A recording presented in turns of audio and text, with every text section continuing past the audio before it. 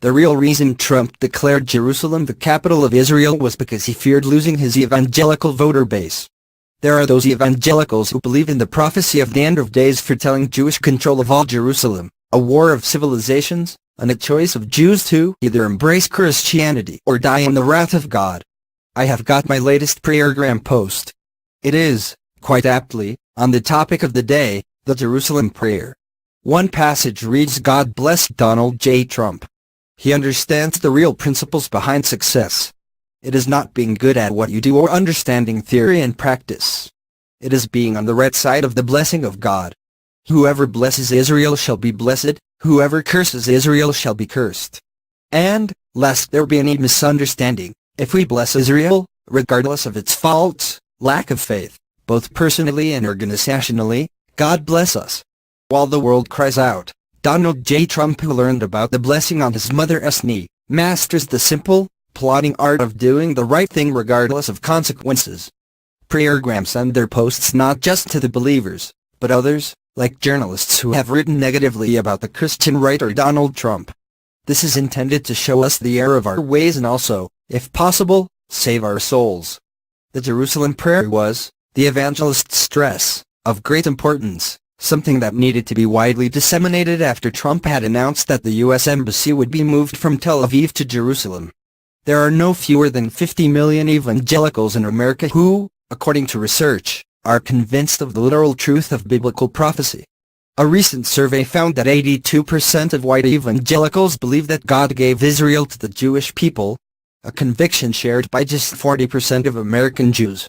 Among these evangelicals there are those who believe in the prophecy of the end of days foretelling Jewish control of all Jerusalem, a war of civilizations, and a choice of Jews to either embrace Christianity or die in the wrath of God. The decision to move the embassy does not actually have much popular support across the U.S. population as a whole. A Brookings Institution survey found that it has the backing of only 31%. Polls have also repeatedly found that a large majority of American Jews, who tend on average to have a better standard of education than the rest of U.S. population, and are liberal by tradition, oppose the move. But Trump's Jerusalem declaration has been widely and enthusiastically welcomed by his religious base.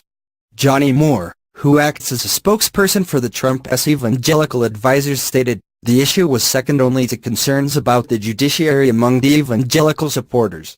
President Trump has yet again demonstrated to his evangelical supporters that he will do what he says he will do."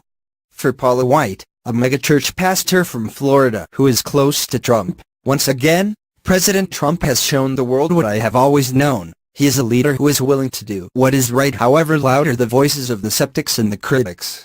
Evangelicals are ecstatic, for Israel is to us a sacred place and the Jewish people are our dearest friends. There is also the money in this.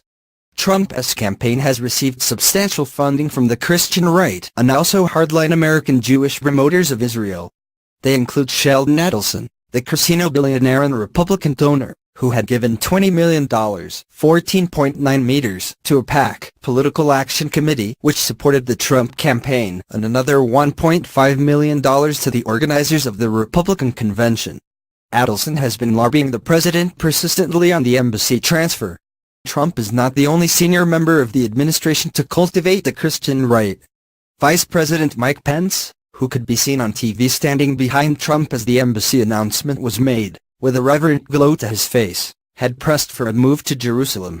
And backing also came from Nikki Haley, the ambassador to the UN, who tries her best to match Trump on hawkish rhetoric about smiting America's enemies. She avidly courted the evangelical vote while governor of South Carolina.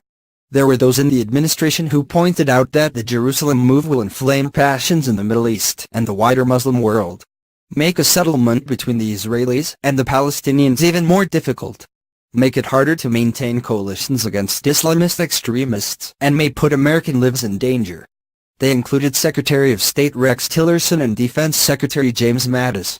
Jared Kushner, Trump's son-in-law who is leading the Israel/Palestine peace initiative, had apparently also urged caution initially.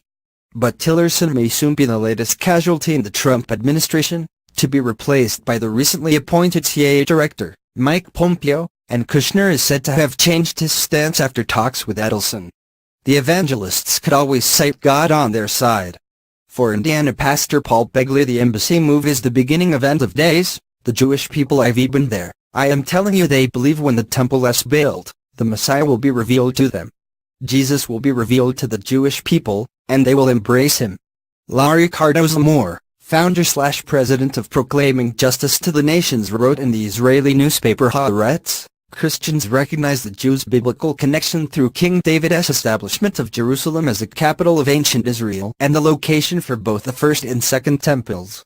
According to the prophets, Ezekiel, Isaiah and the Apostle John, all Israel awaits the rebuilding of the third temple. President Donald Trump may implement one of the most biblically historic initiatives of his presidency by allowing the first step of the Jerusalem Embassy Act to go into effect. But, as Cardozo Moore points out, this was only the first step.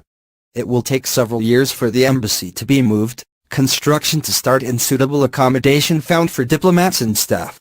A lot can happen in that time. The whole thing may drift on the next election. Kushner may become the next person in the White House to be arrested in Special Counsel Robert Mueller's investigation into the White House's Russian connections after the charging of former National Security Advisor Michael Flynn. Trump may himself be impeached or indicted. There is thus always the